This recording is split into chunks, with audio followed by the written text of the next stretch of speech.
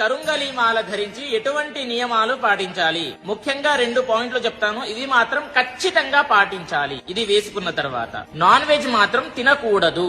అది అధర్మం. అధర్మం ఎక్కడైతే ఉంటుందో ఇది పని చేయదు.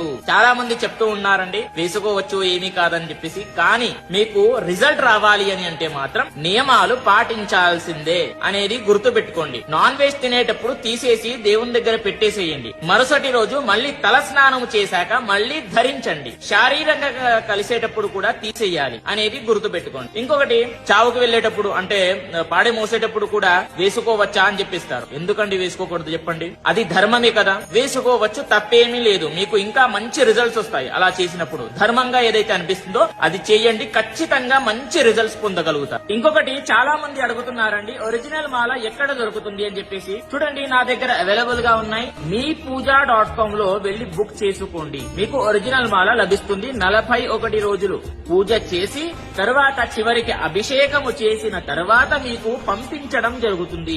బుక్ చేసుకోవాలి అని అనుకుంటే meepuja.com గూగుల్లో సెర్చ్ చేస్తే కనిపిస్తుంది. అదే విధంగా నా బయోలో కూడా లింక్ ఉంటుంది. అక్కడికి వెళ్లి కొంచెం చూస్తే మీకు meepuja.com లో చూస్తే కొంచెం సెర్చ్ చేస్తే మీకు దొరుకుతుంది. అక్కడ బుక్ చేసుకోండి. క్యాష్ ఆన్ డెలివరీ ఉంటుంది. గుర్తు పెట్టుకోండి. ప్రతి ఒక్కరికి కూడా తెలియజేయండి. స్వస్తి, సర్వే జనాః సుఖినో భవంతు.